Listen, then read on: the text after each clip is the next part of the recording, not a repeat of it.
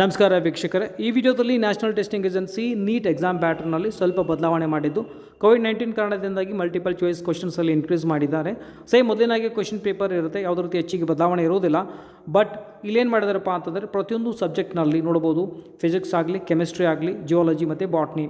Okay, ಪ್ರತಿಯೊಂದು ಇದರಲ್ಲಿ ಮೊದಲೆಲ್ಲ 45 ಕ್ವಶನ್ಸ್ ಇರ್ತಾಯಿದ್ವು. ಈಗ ಸ್ವಲ್ಪ ಬದಲಾವಣೆ ಅಂದರೆ ಫಿಸಿಕ್ಸ್ನಲ್ಲಿ ಅಂದರೆ ಪ್ರತಿಯೊಂದು ಸಬ್ಜೆಕ್ಟ್ನಲ್ಲಿ ನಿಮಗೆ 2 ಸೆಕ್ಷನ್ ಸಿಗುತ್ತೆ, ಸೆಕ್ಷನ್ ಎ ಮತ್ತು ಸೆಕ್ಷನ್ ಬಿ ಅಂತ.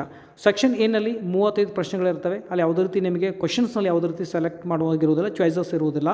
ಸೆಕ್ಷನ್ ಬಿನಲ್ಲಿ 15 ಪ್ರಶ್ನೆಗಳಿರ್ತವೆ MCQಸಲ್ಲಿ.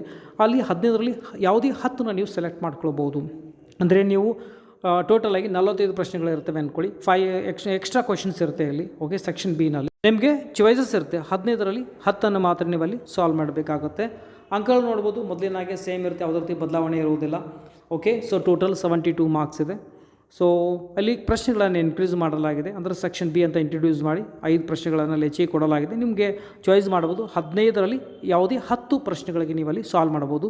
ಒಂದು ವೇಳೆ ಯಾವುದಾದ್ರೂ ತಪ್ಪಾದರೆ ನಿಮಗೆ 1 ಮಾರ್ಕ್ಸಲ್ಲಿ ಡಿಡಕ್ಟ್ ಆಗುತ್ತೆ, ನೆಗೆಟಿವ್ ಮಾರ್ಕಿಂಗ್ ಇರುತ್ತೆ. ಸೊ ಅದೇ ರೀತಿ ಕರೆಕ್ಟ್ ಆದರೆ ನಿಮಗೆ 4 ಅಂಕಗಳಲ್ಲಿ ಬರುತ್ತೆ.